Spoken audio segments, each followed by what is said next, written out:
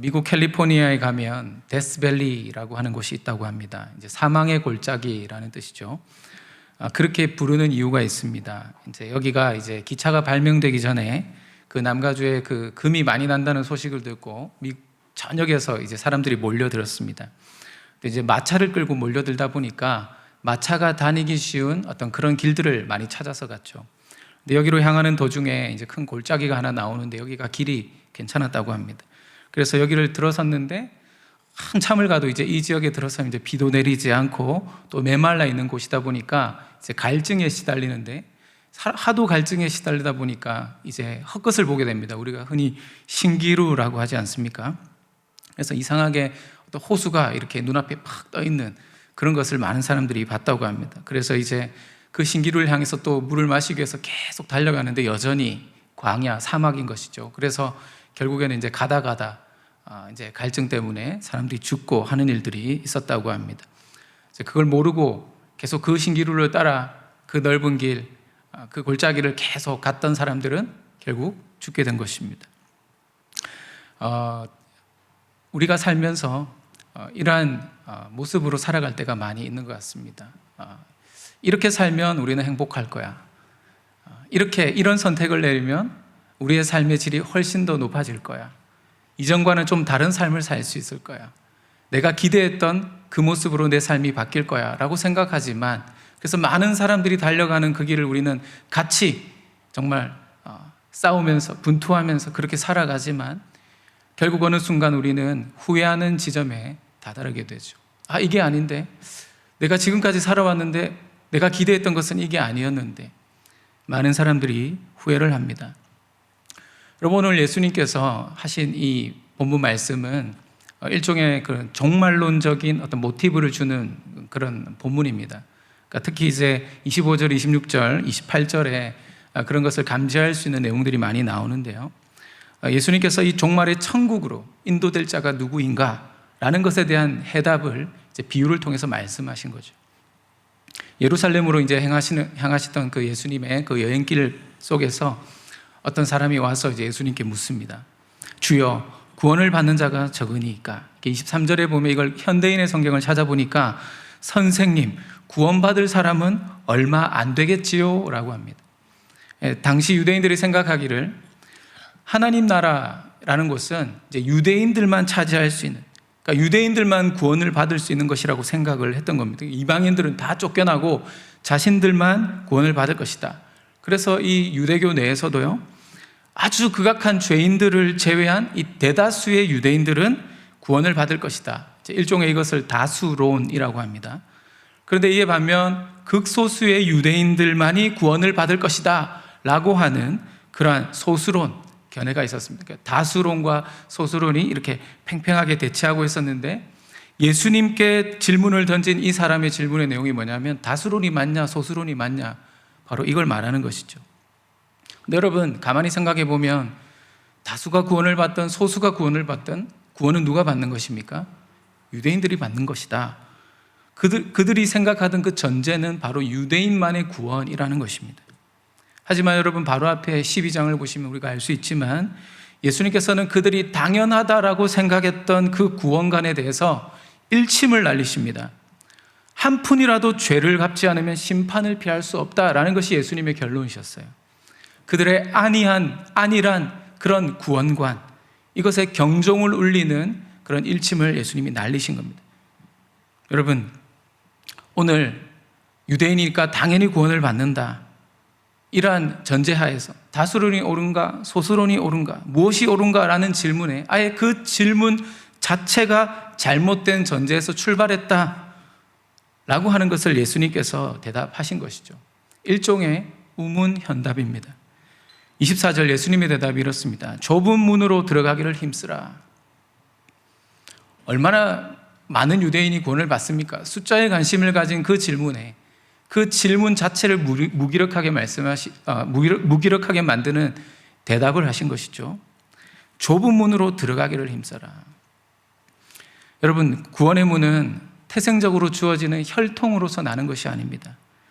구원을 받는 자의 수가 많고 적음이 문제가 아니라는 것입니다. 나는 교회를 출석하니까 구원을 받았겠지, 나는 집사가 되고 이제 장로도 됐으니까 이제 천국은 이제 당연히 나는 가겠지. 나는 모태신앙이니까 하나님 앞에서 나는 구원의 반열에 들어서 있겠지. 여러분, 우리는 그렇게 생각할 때가 많이 있는 것 같아요. 그렇다면 여러분, 우리는 그 마음에 질문을 던져야 되는 것입니다. 아니, 예수님께서 아마 이렇게 말씀하시는 건지도 모릅니다. 착각하지 마. 그건 아닐 수도 있어. 사랑하는 성도 여러분, 좁은 문이 무엇입니까? 오늘 예수님 말씀하신 좁은 문으로 들어가기를 힘쓰라. 그 당시에 예루살렘 성에 여러 개의 성문이 있었습니다. 보통 이제 8개의 성문이 있었다고 하고, 그 외에도 탑이 34개가 있었고요, 망대가 24개가 있었습니다. 근데 이 8개의 문이 황금문, 사자문, 다윗문, 시온문, 헤롯문, 이런 이름들이 이제 불렸던 그런 문들이 있었는데, 이런 큰 성문들은 이제 아침에 열렸다가 저녁이 되면 이제 닫아버리죠. 그러면 이제 밤중에 멀리서 오다가 이 시간대를 놓친 그런 사람들은 어떻게 될까요? 성 안에 들어가지를 못하는 겁니다. 그래서 이제 그런 사람들을 위해서, 비상 상황을 위해서 일종의 말 그대로 비상구, 속된 말로 하면 이제 개구멍 같은 걸 만들어 놓은 겁니다. 이게 한 사람이 허리를 완전히 숙이고 들어가야 겨우 들어갈 수 있는 조그마한 문이죠. 누가 봐도 공식적인 문이 아닙니다. 해서 이제 늦게 오는 사람들도 어떻게든 그래도 안에 들어가서 휴식을 취할 수 있도록 만든 것이죠.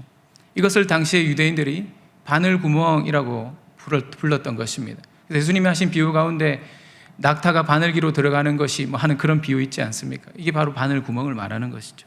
아예 못 들어가는 구멍은 아니라는 겁니다. 적어도 말이나 낙타를 탄 사람은 들어가지는 못한다는 것이죠.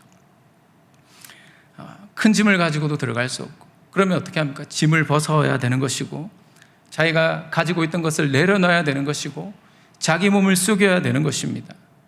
그래서 예수님이 이 좁은 문으로 들어가기를 힘쓰라라는 것을 말씀하신 것이죠. 힘쓴다는 말이 이제 사력을 다해서 이제 분투한다, 싸운다라는 뜻인데, 지금 우크라이나에서 이제 많은 사람들이 지금 전쟁에서 싸우고 있습니다. 나라를 지키기 위해서 죽을 힘을 다해서 지금 이제 국민들이 싸우고 있지 않습니까? 만약에 어떤 곳에 이제 포탄이 떨어졌습니다.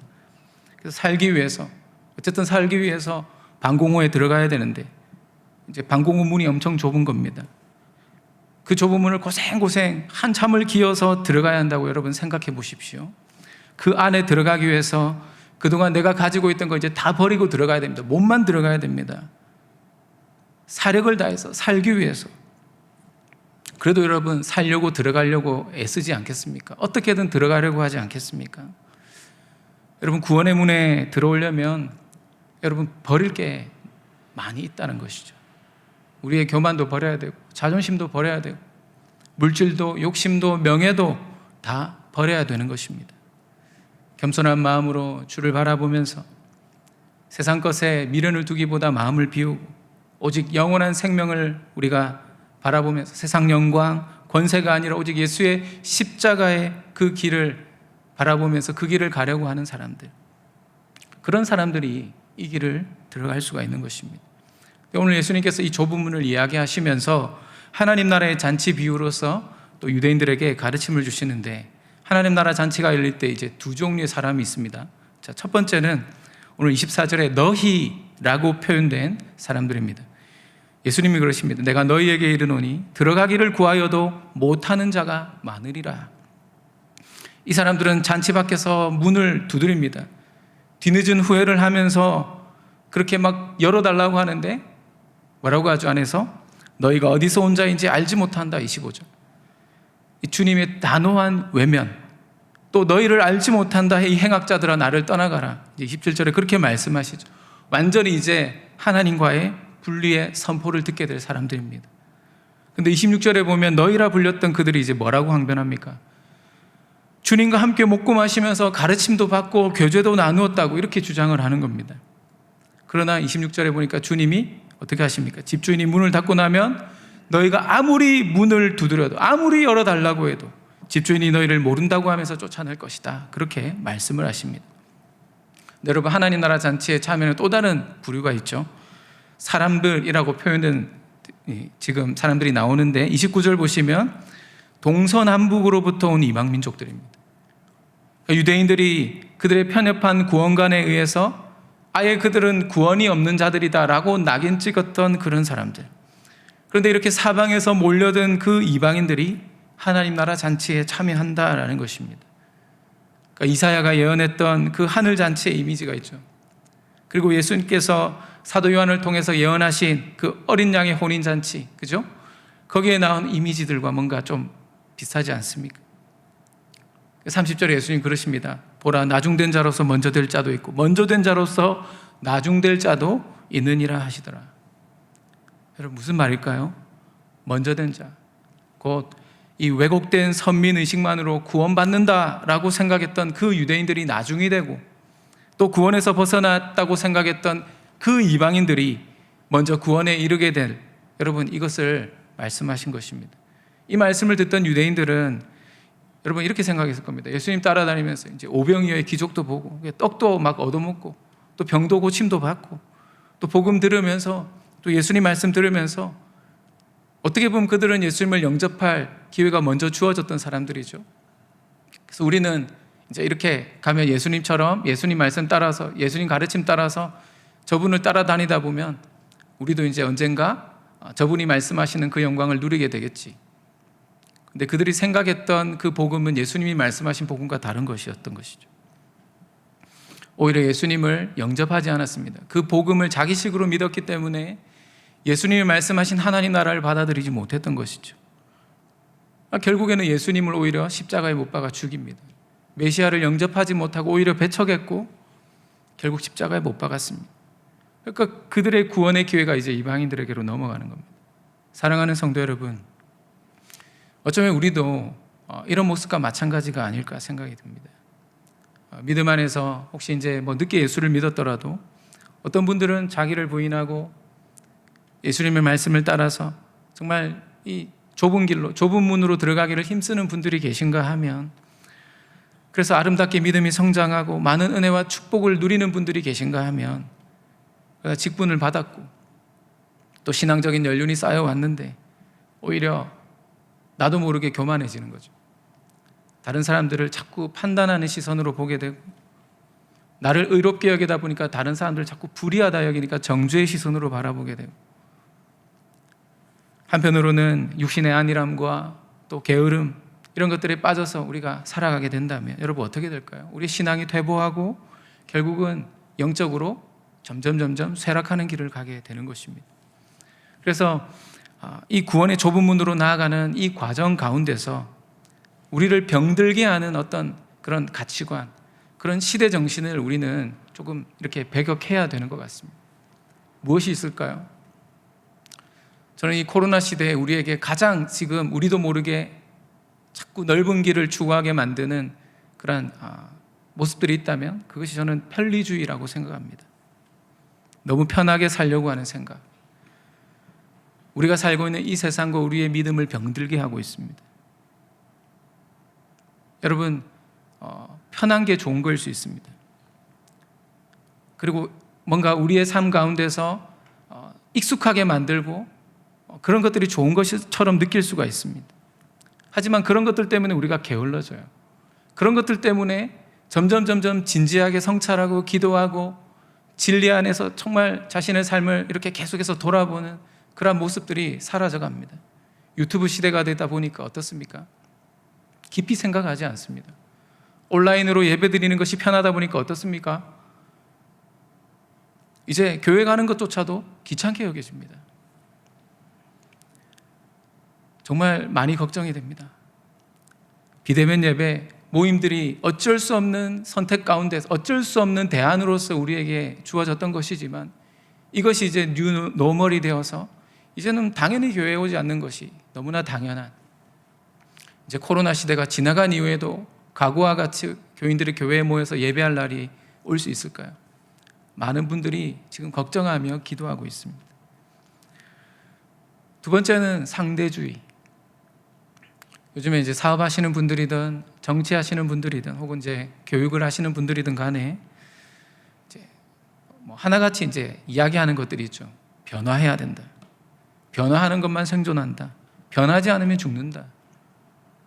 그런데 어떻게 보면 이것은 이제 좀 뭔가 개혁을 촉구하는 그런 슬로건 같이 보이지만 사실 이것보다 더 무서운 얘기가 없다고 저는 생각합니다. 모든 것이 변한다. 변하지 않는 것은 없다. 변화해야만 살아남는다. 그렇게 이야기하지만 그 안에 목적성이 없어요. 방향성이 없습니다. 더 무서운 겁니다. 목적 없이 방향 없이 자꾸 변해야 된다 해서 변하는데 알고 보니까 그 변하는 것이 다른 이상한 다른 나쁜 목적을 가지고 흘러가는 시대 정신을 쫓아서 바뀌는 거예요. 그래서 나온 것이 무엇입니까? 절대적인 진리가 없어요. 기준도 없는 시대가 되어 있습니다. 그래서 많은 사람들이 그 정신적으로 신앙적으로 표류하고 방황하고 있습니다. 그리고 우리 시대에 이 실리주의라고 하는 그런 벽이 있습니다. 우리를 하나님 앞으로 나아가지 못하게 만드는 넓은 길.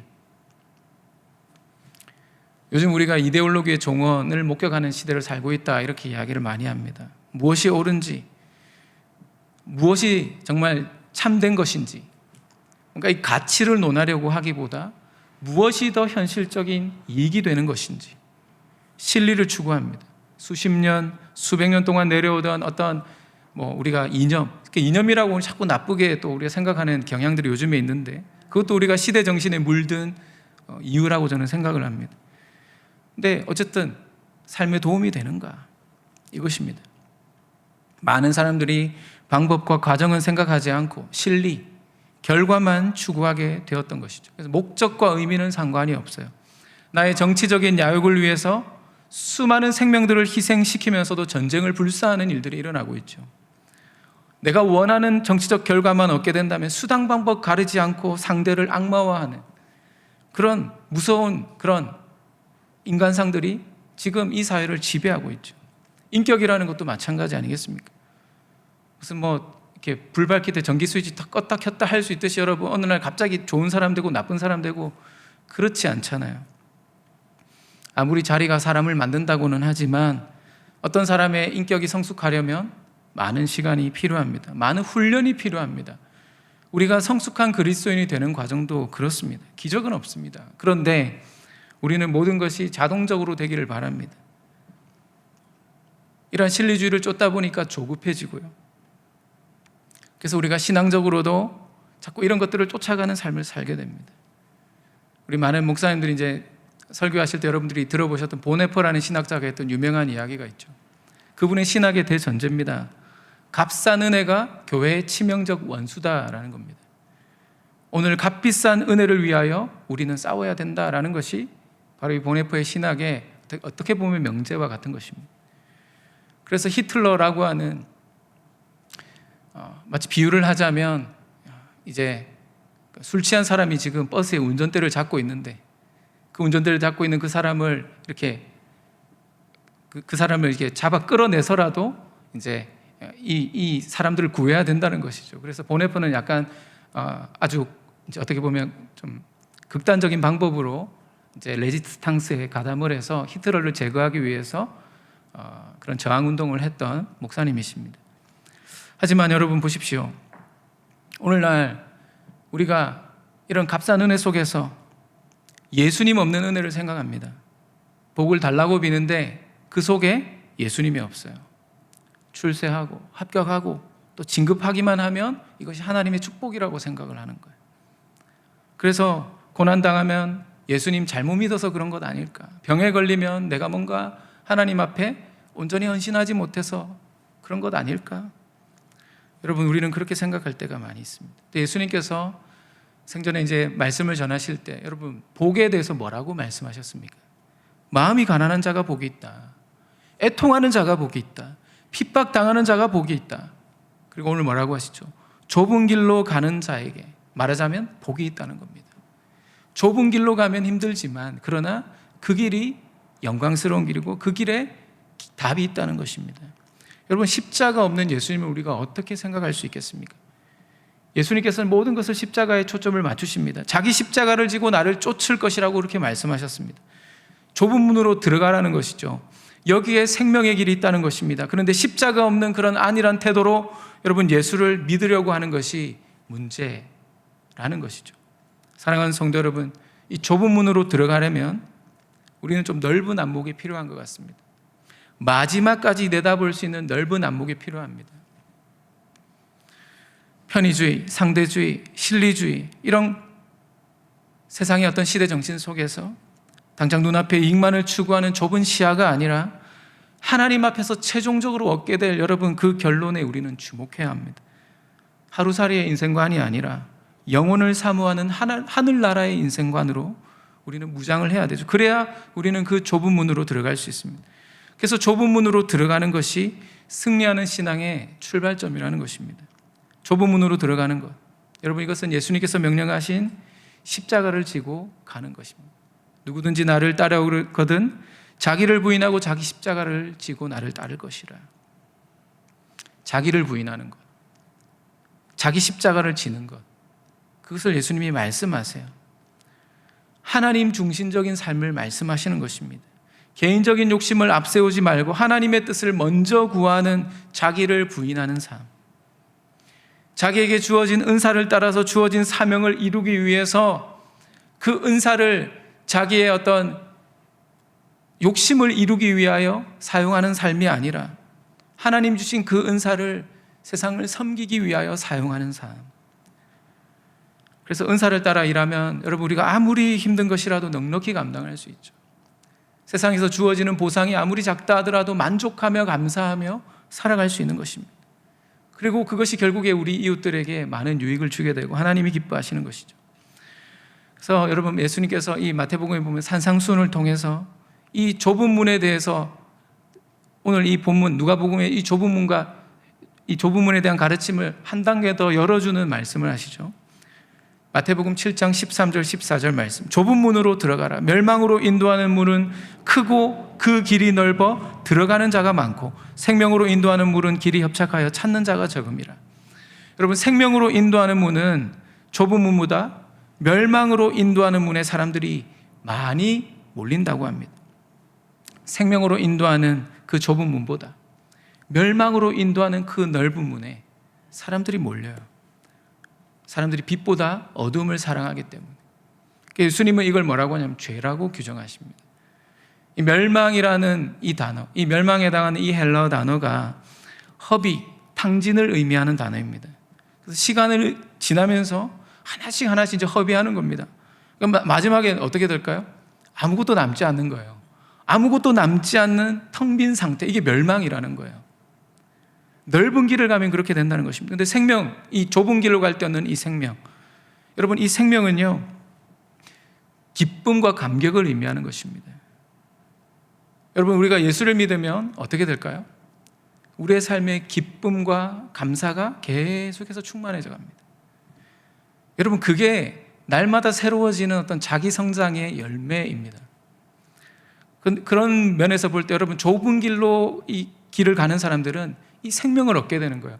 세상에서 주어지는 보상이 아니지만 하나님 앞에 감사가 넘치고 더 기쁨이 충만한 삶을 살게 되는 거죠. 그걸 통하여 자기 성장의 즐거움을 스스로 깨닫게 되는 거예요. 이게 복된 삶을 누리는 것입니다. 근데 하나님께서 이스라엘 백성들에게 여러분 가나안 땅 주실 때도 한번 생각해 보십시오. 빠르고 넓은, 빨리 갈 수 있는 그 킹스웨이죠. 왕의 길이 있습니다. 지중해를 따라 쭉 가면요 2주도 걸리지 않습니다. 무려 40년을 돌고 돌아서 하나님께서는 이스라엘을 단련시키시고 그 좁은 길을 가게 하세요. 그 기나긴 훈련과 시련을 통해서 당신의 백성들을 복주시고 더 선한 길로 인도하십니다. 여러분, 소위 세상에서 성공했다고 하는 분들도 가만히 보십시오. 하나같이 어떻습니까? 쉬운 길을 택하며 살지 않았습니다. 어떻게 보면 또 외길을 간 분들이 많으세요. 삶을 넓게 산 사람들이 아닙니다. 좁게 산 사람들입니다. 먹을 수 있다고 다 먹고 쉴 수 있다고 다 쉬면서 그렇게 여러분 그런 자리에 올라가지 않았습니다. 치열하게 자기와의 싸움을 싸웠고 한 걸음씩 한 걸음씩 그 길을 걸어갔던 그런 분들이 소위 세상에서도 성공하는 길을 여러분 가는 것 아니겠습니까? 우리도 마찬가지 아닙니까? 여러분, 코로나 시대 이후에 여러분 우리 믿음의 길은 더욱 좁은 길이 되고 있습니다. 하지만 우리가 하늘 영광을 누리기 위해서는 내 앞에 넓은 길이 있지만 내가 가야 될 길은 좁은 길입니다. 예수님께서 가신 십자가의 길입니다. 좁은 문 뒤에 영생이 있다는 것, 우리는 기억해야 합니다. 넓은 문 뒤에 사망이 있습니다. 그래서 성경은 말씀합니다. 스스로 좁혀서 좁은 문으로 들어가기를 힘쓰라. 아까 말씀드렸죠? 생명을 걸고 분투하며 싸우라는 것입니다. 오히려 좁혀가며 살아라는 것입니다. 영생으로 통하는 길이기 때문에. 말씀을 정리하겠습니다. 지금 우크라이나에서 전쟁이 일어나고 있고 많은 분들이 지금 참 걱정하는 시선으로 그걸 지켜보면서 또 매일 그 보도를 우리가 보면서 참 가슴 아파하면서 기도하고 있습니다. 그런데 여러분, 지금 우크라이나가 러시아에 이렇게 그냥 금방 나라를 빼앗길 뻔 했는데 며칠 걸리지 않을 거라고 했는데 지금까지 지금 잘 버티고 있는 이유 중에 가장 큰 이유가 무엇일까요? 모두가 우습게 여겼던 코미디언 출신 그 젤렌스키라는 대통령, 아무것도 모르는 그 대통령이 이제 외교를 잘못하거나 정치를 잘못해서 그럴 것이다 라는 이야기들까지 했었었는데, 여러분 보십시오. 그 사람을 위해서 이제 미국이나 서방에서 이제 망명 정부를 구성해 주겠다고 구출 작전을 위해서 레인저들 막 300명을 준비시키고 그랬다 그러더라고요. 여러 개 알파부터 알파 팀, 또 브라보 팀, 찰리 팀, 온갖 진짜 최고의 팀들이란 팀들은 다 준비했답니다, 여러분. 그 모든 구출 작전을 다 계획을 했고 어떤 상황에서도 그를 구출해서 이제 망명 정부를 이제 세울 수 있게 해주겠다. 근데 젤렌스키 거절했어요. 언제 포탄이 떨어져서 벙커에 포탄이 떨어져서 죽을지 모르지만 포기하지 않고 이 우크라이나의 독립을 위해서 계속해서 언론에 자기 모습을 드러내면서 항전의 의지를 비췄습니다. 여러분, 그것이 많은 세계인들의 양심을 일깨웠죠.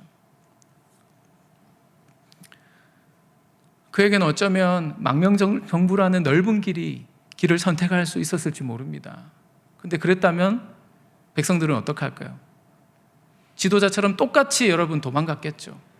나라를 지키려고 하기보다 일단 생명을 먼저 지키기 위해서, 목숨을 건지기 위해서 나라를 떠나 피난길에 나섰을 것입니다. 그런데 대통령과 지도자들이 그 좁은 문으로 들어가서 그 벙커에서 전 세계에 호소하면서 눈물로 호소하면서 우크라이나의 독립을 외치고 도와달라고 하니까 여러분, 국경을 떠났던 자들도 다시 돌이켜서 그 나라로 돌아가서 싸우기 시작합니다.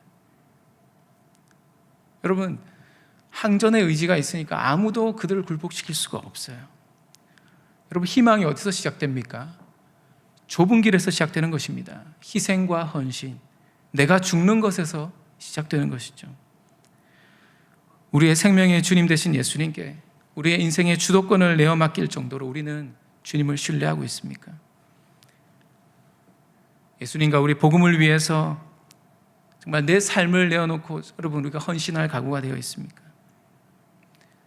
우리가 아무리 직분이 있고 또 신앙적인 연륜과 경험이 있다 할지라도 우리가 그 좁은 길을 가고 있지 않다면 우리는 하나님 앞에 다시 한번 우리의 믿음을 돌아봐야 합니다. 우리가 주일날 빠지지 않고 현장이든 영상이든 예배에 참여하고 말씀을 배우고 성도들과 같이 교제한다고 해서 여러분, 우리가 구원의 길을 가고 있다고 우리는 자만하고 있지 않습니까? 중요한 것은 우리가 정말 주님을 신뢰하고 있는가? 우리에게 맡겨진 십자가의 길을 우리가 정말 걷고 있는가? 그 길을 갈 각오가 되어 있는가? 나는 혹 편한 길을 가려고만 하는 건 아닌가? 세상이 가는 그 길을 우리는 따라가려고 하고 있지는 않은가? 구원의 길이 아닌 다른 길을 우리도 걸을 수 있음을 늘 기억하면서 오늘 시간 다시 한번 하나님께서 원하시는 그 구원의 좁은 길을 걷고 있는지 우리 자신을 돌아보는 시간이 되시기를 바라고, 다시 한번 하나님 나라와 또 복음을 위해서 우리의 삶의 헌신을 결단하는 그런 기도의 자리가 되기를 주님의 이름으로 축원합니다. 기도하겠습니다. 하나님 아버지, 좁은 문으로 들어가기를 힘쓰라. 내가 너희에게 이르노니 들어가기를 구하여도 얻지 못하는 자들이 많으리라. 주님 말씀하셨습니다. 주님, 우리가 이렇게 믿음 안에서 살아가지만 사실 이것이 주님이 기뻐하시는 좁은 길을 가는 것이기보다 우리 자신의 영광과 삶의 유익을 위한 넓은 길을 가고 있는 것은 아닌지 하나님 오늘 돌아보면서 하나님 나라의 소망은 좁은 길로부터 시작됨을 기억하고 세상을 살리는 길, 많은 사람들을 옳은 길로 인도하는 길은 내가 희생하고 헌신하는 그 좁은 길을 가는 것, 내가 죽는 그 길을 가는 것에 있음을 기억하고 믿음의 길을 걸어가는 우리 모두가 되게 하여 주옵소서. 오늘 이후에 기도하는 모든 기도가 하나님께서 응답하시는, 하나님이 기뻐하시는 기도의 제목들이 되기를 간절히 소원을 드립니다. 예수 그리스도의 이름으로 기도드리옵나이다. 아멘.